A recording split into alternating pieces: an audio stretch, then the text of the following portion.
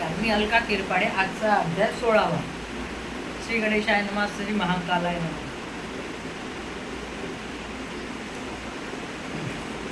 इंदिरा, श्री गणेशा. इंदिरा म्हणाली की इंदिरा म्हणजे लक्ष्मी, हे विश्वाची पीडा हरण करणाऱ्या, जन्म मरणारूप ताप हरण करणाऱ्या तू सच्चिदानंद स्वरूप आहे.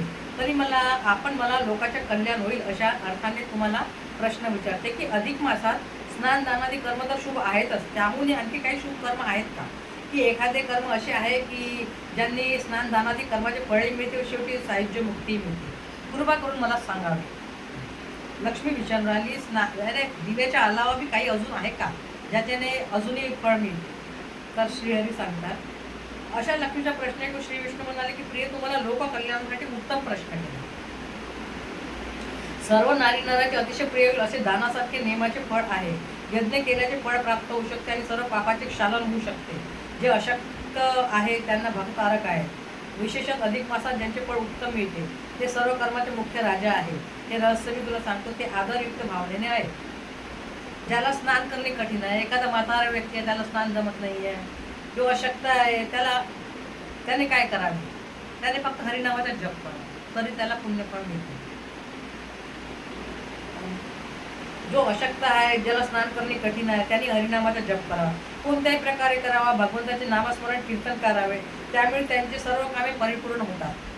हे निश्चित. कृष्णाचा जप करावा, त्याला अयुक्त यज्ञाचे म्हणजे 10,000 यज्ञाचे आणि कोटी तीर्थाचे फळ लागते. व लहान वयातच तो पुरुष शुद्ध धार्मिक सावधतेने हरिकीर्तन करील, तो सत्पुत्र जाणावा.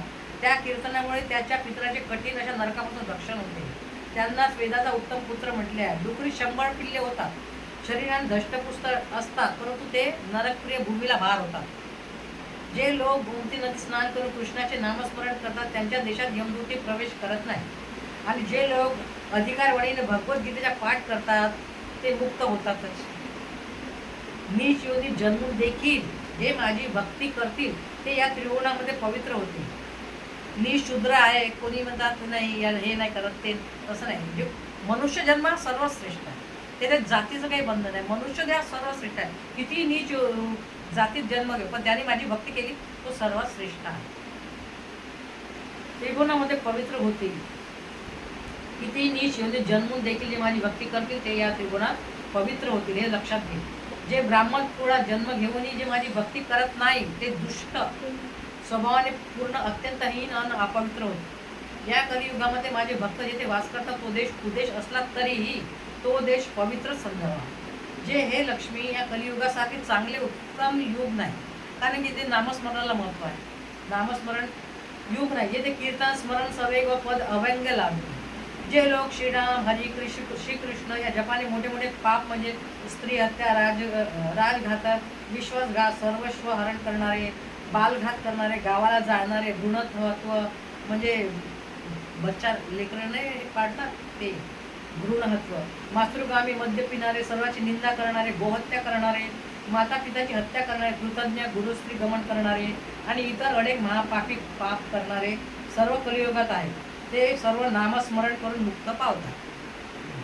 जे नामस्मरण करतात तेच नाही आणि इतरही पापी मुक्त होतात, हे निश्चित. जरी 4 वेदाच्या परम श्रद्धेने अभ्यास केला तरी किंवा रोज प्रेमाने व्याख्यान केले तरी मुक्ती मिळते. धर्मशास्त्राचा, योगशास्त्राचा, महाभारतासहित इतर पुराणाचा अर्थ स्पष्ट करून सांगितला तरी मुक्ती मिळते. जसं मी अध्याय वाचून राहिली, काही स्पष्ट म्हणजे शब्द ते समजावून सांगितले तरी त्याला खूप पुण्य मिळते. पुरुष चांद्रायणी तप किंवा नाना मंत्रांचे जप केले किंवा सप्तद्वीपाचे भूमीचे दान केले, सप्तभूमी दान, गज अश्व रथाचे दान केले. गज म्हणजे हत्ती घोडे यांचे दान केले, देवालयात दीपाची प्रतिष्ठापना केली किंवा तीर्थाटने क्षेत्राची केली तर त्याचा काही उपयोग नाही. जे लोक सर्वेश्वर अशा कृष्ण भगवानाला रोज स्मरण करतात त्यांना कलियुगातील सर्व असाध्य गोष्टी साध्य होतील.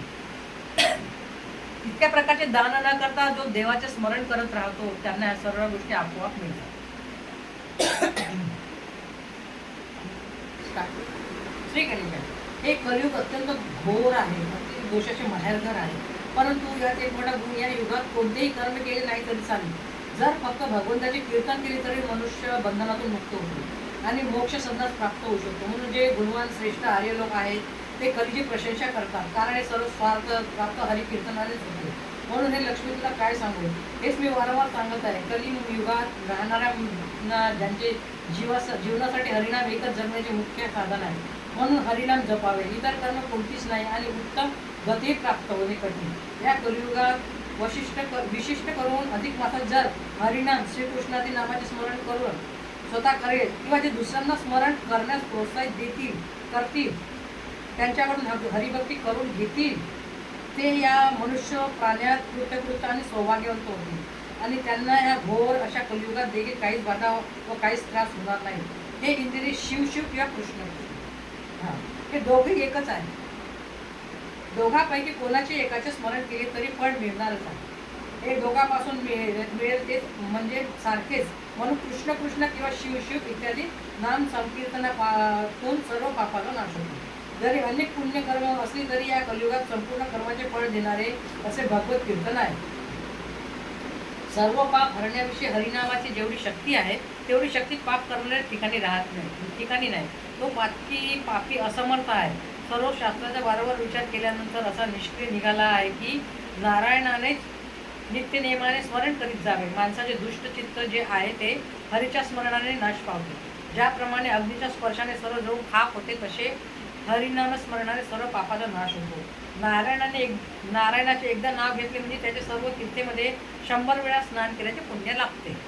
अशी हे भगवत नावाची माहिती आहे. म्हणून हे माझे प्रिय लक्ष्मी सुंदरी, जेवढी शक्ती असेल तेवढे हरिनाम माझे स्मरण करावे आणि विशेष करून अधिक मासात सर्व रूपी भगवंताचे नामस्मरण केल्यास स्नान दानादी कर्माचे फळ यथोक्त मिळते.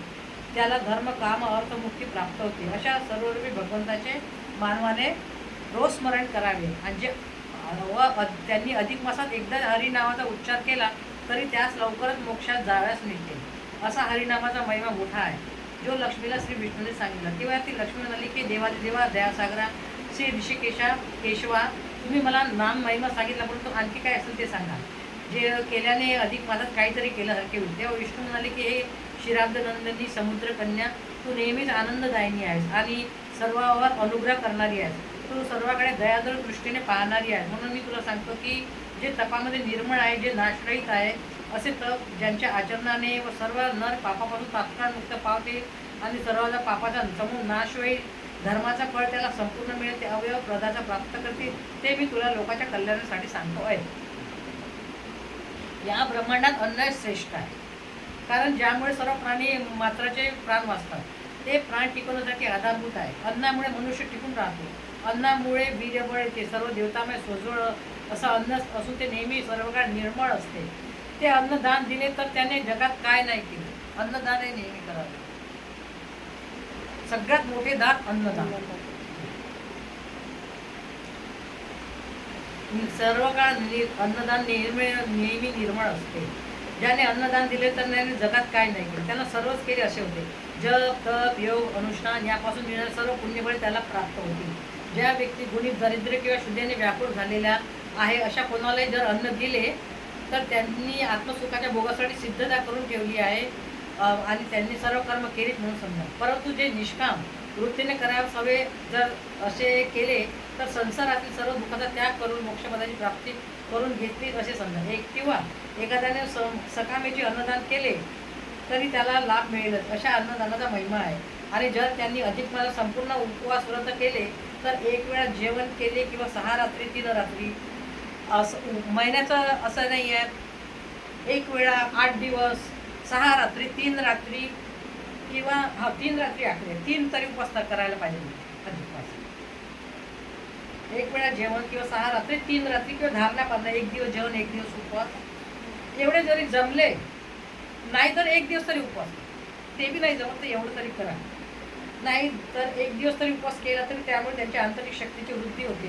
प्रत्येकाने आपल्या शक्तीनुसार करावे. जर नारी किंवा कुमारीने वृद्धाने किंवा आजाराने जर्जर आहे अशाने 1 उपवास तरी केला अधिक मासात करणे आवश्यक आहे. आणि विधवाने तर सर्व कर्माचा त्याग करून अधिक मासात आधार भावाने उपवास करावा. विधवा बाईचं सगळं ते होऊन जाते, तिने खूप चांगल्याने करावं ते हा उपवास. मी तुला एका उपवासामुळे घडलेली कथा सांगतो. त्यामुळे इहलोकी परलोकी देखील त्यांची कशी प्रश्न झाली ते तू आहे.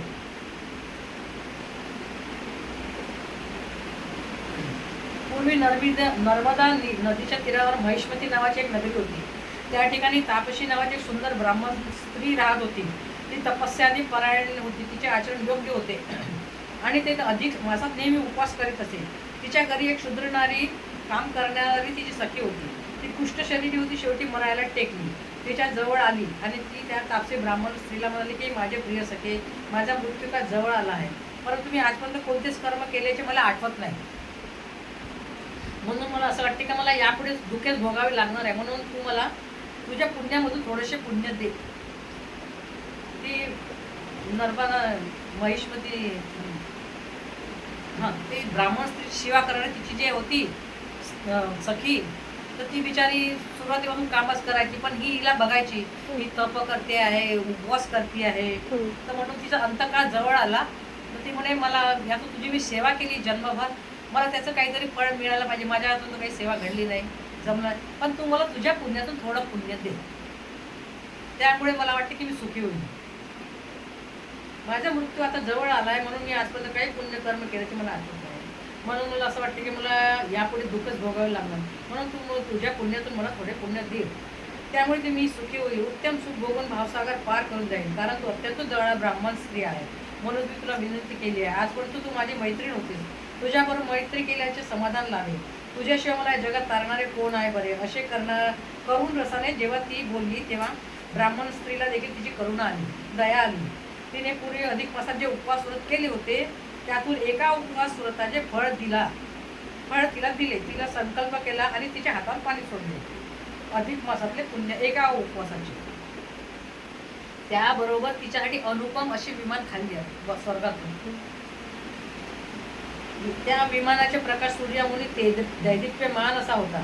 त्या विमानात नाना दिव्य भोग विराजले होते. उर्वशी आणि देवांगना होत्या, त्या नृत्य गायन करीत होत्या. त्या विमानात ती शूद्र स्त्री जाऊन बसली. त्या ठिकाणी तिने पुष्कळ काळ भोग संख्यात भोगले आणि ती काशीश्वराची मुलगी वाराणसीत जन्मली. तिथेही तिने अनेक प्रकारे सुख भोगले. नंतर ती कैलाशपुरात लोक कल्याणार्थ गेली. तिथे ती सुंदर देवता झाली. तिचे नाव चंद्रेश्वरी होते. ती अजूनही काशीपुरात आहे. तिची सर्व लोक देव पंडित अजूनही पूजा करतात. हे प्रिय, अधिक मासाच्या एका उपवासाचे पुण्य, त्याच्या फळाची महिमा ब्राह्मणीने दिल्याच फळ शूद्र स्त्रीला मिळाले. एका उपवासाच्या फळामुळे तिचे स्वर्गीचे सुख दिव्य देवता मिळाले आणि जोपर्यंत काशीत आनंदाने वास करीत आहे.